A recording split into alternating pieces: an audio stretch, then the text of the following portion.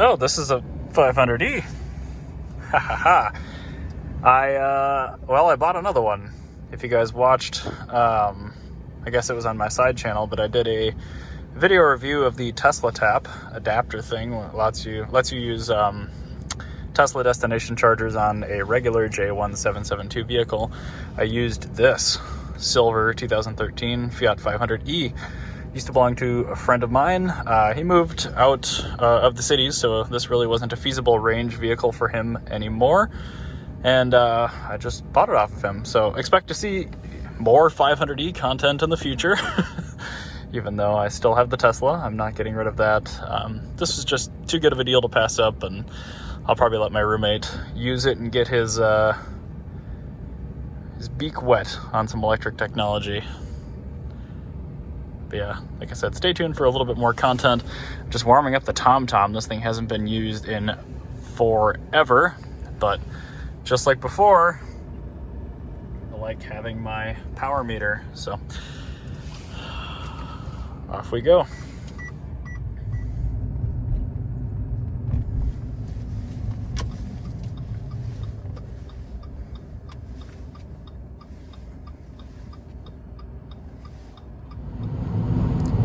Hi guys, welcome to kind of snippet 2 of part 2 for the Fiat 500e series.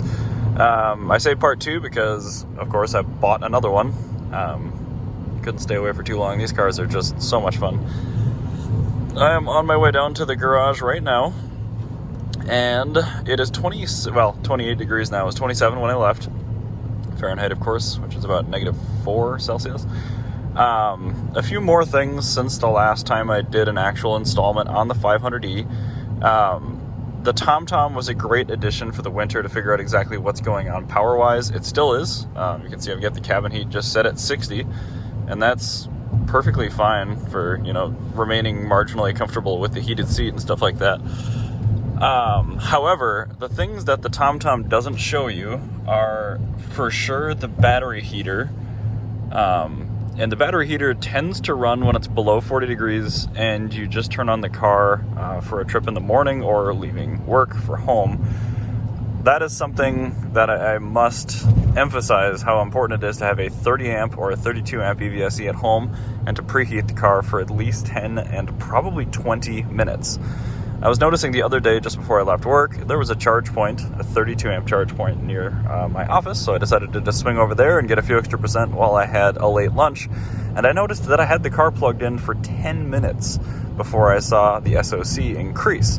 In fact, even on a 32 amp charger, which this is only able to leverage about 31 amps of that, I actually lost a percent to the battery heater kicking on before it started charging.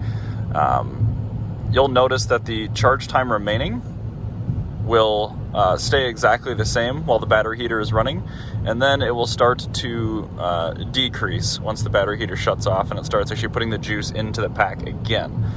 So again, under 40 degrees Fahrenheit, which is I think about 5 or 6 C, the battery heater will run when the pack is cold, and you will lose a significant amount of energy, almost as much as running the heater on a very high level to the battery heater. So if you ever notice that the beginning portion of your trip is much less efficient, that's why. I don't believe it counts into the miles per kilowatt hour display or the MPGe, however you have it set up on your display either. So worth noting that that is happening behind the scenes, and also might explain why later in the day you might get significantly better perceived range out of the car. So preheating's important. Look into that adapter that plugs into the OBD2 port, the telematics adapter that guy from Sweden or whatever started making. I think they're only $300 to buy and $65 a year to operate, and that, in my opinion, is well worth it just for the creature comforts of being able to turn the heater on ahead of time, and of course to precondition the pack, which this car I don't think has an option to do. I've never seen it even mention the conditioning, but keep in mind it's got a 6 kilowatt coolant heater, and it is using it to heat soak those chill plates underneath the batteries, those Samsung SDI cells in the morning. So just one observation. You can see here I've been doing 65 on cruise. Haven't been driving this thing terribly nice, but I have the heat set at 60. I did not precondition the car. I've gone 17.4 miles, and I've used I actually left my house at 90% SOC. So I've used, what is that, 35% SOC? Pretty good, 3.4 miles per kilowatt hour. So the efficiency is actually still largely quite good at 27 degrees Fahrenheit. I will inform you of what it ends up being when I reach my destination. The latter part has got a little bit higher city mix. And of course, as the cabin heat soaks, it will use less and less power. It's only using 1.5 kilowatts to maintenance heat the cabin right now too. But I'll let you know where we end up, and of course I'll plug it in down there too, because why not when you have EVSEs everywhere.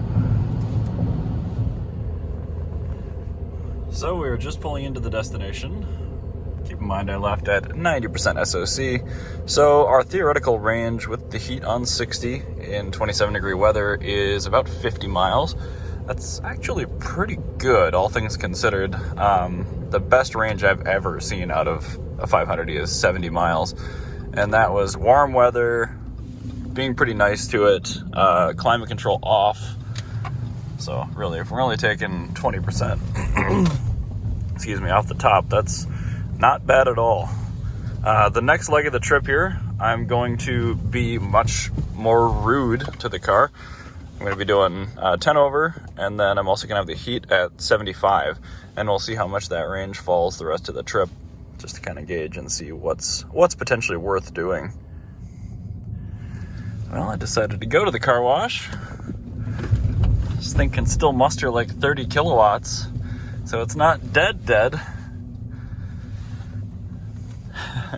I definitely don't want to be downhill with my charger though.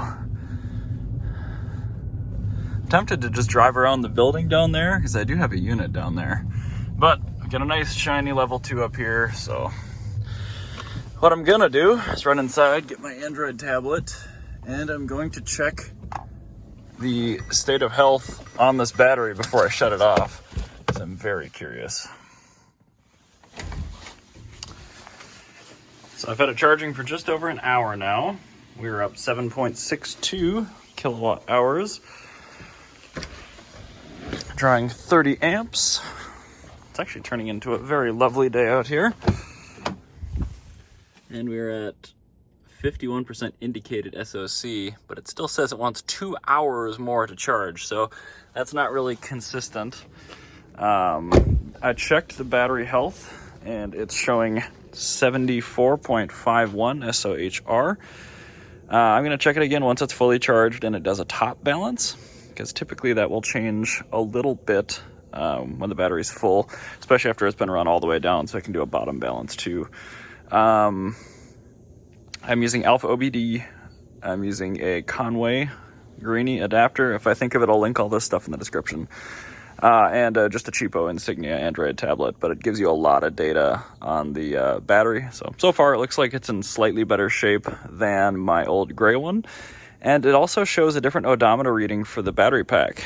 It's about 17,000 miles under what the odometer is on the car. So that's curious. I may look into that at some point as well. But I'm going to finish charging it all the way up. We'll see how many kilowatt hours went in, and then we will check the health again. So the car took 15 kilowatt hours empty to full.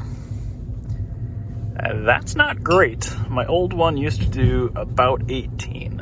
So I will check the health again, but I think this one may be in a little more poorly battery condition, even though the state of health lists at 74.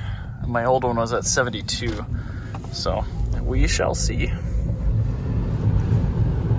So I was able to get some data, and it looks like the state of health went down to 72.55%. You can see there. And we have 37.20 amp hours at 91% SOC. So not ideal, but not terrible either. Again, that's pretty much what I had on my 72,000 mile car, even though this one's at 61,330. So I wouldn't expect much degradation from that point, but we'll see.